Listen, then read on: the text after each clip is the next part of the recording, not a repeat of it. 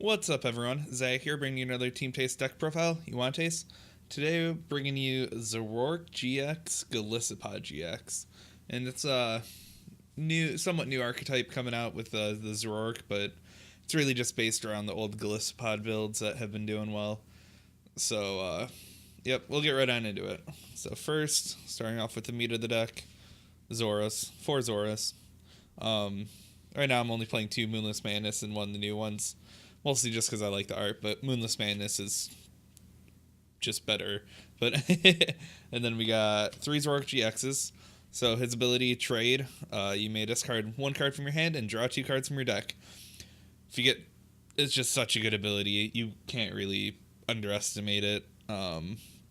If you have 2 out, then you can draw 4 cards a turn. You have to discard a card, but it's really not that difficult. It'll be drawing more cards per turn than your average artillery if you get 2 of them out. So late game and end to 1 really isn't that bad. And then we got 1 Zoroark Breakthrough.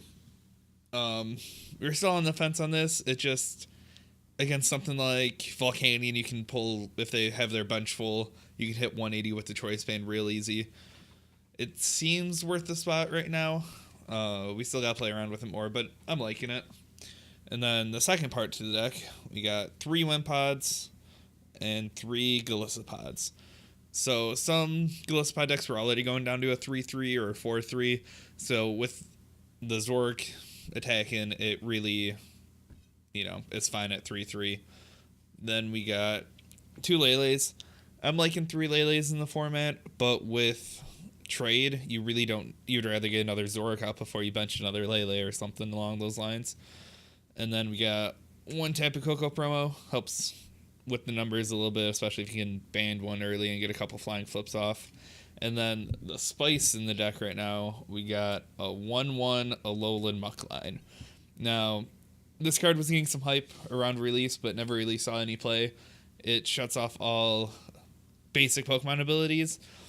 So with Trade, you don't need your basic Pokemon abilities, and something against Volcanion it shuts down, and anything playing heavy Lele count, it can help shut them down. And it just is something. Oh, it shuts down a Rangaroo. Decks that are playing a Rangaroo now, it's just so good. Then into the supporters, which I still don't think we have the supporter line down, but we got 3 Sycamore, 3 N, pretty standard. And then we got 4 Acerola, with Golisopod and Zoroark being at 210 HP. If something doesn't one-hit you, you can easily cycle through them. Then we got 4 Guzmas. Easy. Guzma's a really good card. I really went drop below 3 in most decks, and the 4th one really helps, especially with first impression. And then we got 2 Mallows, which really helps with Zoroark GX's ability. You can Mallow for any 2 cards in your deck and then trade. You can use it to set up a supporter for the next turn. I've done it where I've Mallowed for an Acerola and something else, but usually you want to Mallow for, say you need a choice band that turn, or you need something and you need another Golisopod. So that really helps out, but I'm not sure if I want those Mallows over the 4th N or 4th Sycamore. So just playing around with it some still. And then we got 1 Bridget. Same, Lele for Bridget. Really good, especially when your stage 1's part of your consistent line. And then for items, we have 4 Ultra Balls. Easy, simple. Lele's good. Then we got 3 Choice Bands, 3 Float Stones, 2 Field Blowers, and 1 Rescue Stretcher. So we really short item counts. Garb's not really ever going to hit us for much, especially with Psychic resistance. So what's that, like 7, 10, 13 items, which total pretty crazy. You can go for the 4th Float Stone, but with 4 Guzmas, it kind of seems a little unnecessary. You could go for the 4th Choice Band, but the numbers don't really help out too much. It depends on the matchup. But the biggest thing with Choice Bands, you can Choice Band to Coco is really good. Choice Band on the Lele if you're attacking with him. The Crossing Cut GX with Golisopod. You're not going to be using Zoroark GX's GX move all that much. It takes 2 Dark, and we don't play Dark, so you'd have to attach 2 Rainbows, which can be pretty costly and hard to do. But with Mallow, it's not that hard to get the rainbows. But usually you want to just be Acerola cycling. And then for the energy, we got 4 double colorless. Then we got 4 rainbows and 3 grass. Kind of the standard Golisopod decks. We were debating back and forth on if we want grass or dark, but having the 1 attached grass for the first impression seems a little more necessary than the GX attack for Zoroark. Pretty simple deck list, just straightforward. It's kind of reminiscent of Peter Kika's top 8 Golisopod deck. I think he had the 4 choice band, 4 float zone, so it was just super consistent. Get what you need. With the rainbows, it opens up some other plays that you can do. You could be playing 1 Drampa. Drampa can hit good numbers quick. You could be playing a Tapu Fini, but I don't think you really need it against fire. You should be fine with just playing the Zoroarks and the Alolan Muck. If you get Alolan Muck down against fire, they're going to have to take it out. The baby Zoroark can still be questionable somewhere else. I'm not really sure what, but overall, I'm really liking this deck's matchups around. Obviously, we still got to play around, but theoretically, it should be pretty decent. Against something like Gardevoir, you'd be going your Golisopod route, just attacking them for 1 attack, and if every time they hit you, you Acerola. With 4 Acerolas, it's just so good to keep picking up.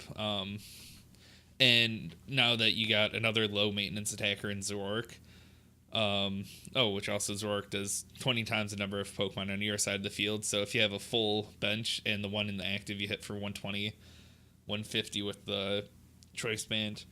So really, you're trying to play the 2-shot war all day. The only 1-shot potential you really have is Zoroark GX's GX attack, which copies any attack on your opponent, right?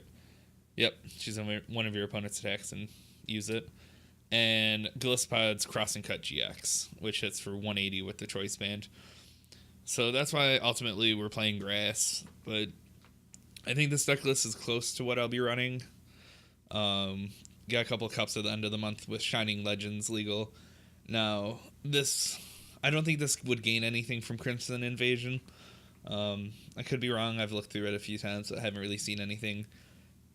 Counter catcher is the thing now, but I don't think that would be good in this. I think that's more a deck that's going to go behind early. This is all about the prize denial. All day you'll be hitting like something with the Golisopod that'll hit you back, and you'll just Acerola or switch into a Zoroark, or then you hit with Zoroark, and then you just switch into something else. So pretty solid. I'm really liking Zoroark's going to be just so heavily used. So I'm really glad there's a promo coming out with the Shining Legends stuff. The Muck line, not sure. It just has won us so many games because we've had it out when the opponent has an Oranguru out. Other big meta decks. I'm blanking. Greninja should be interesting. You should probably just get Golisopod out and start armor pressing as quick as possible.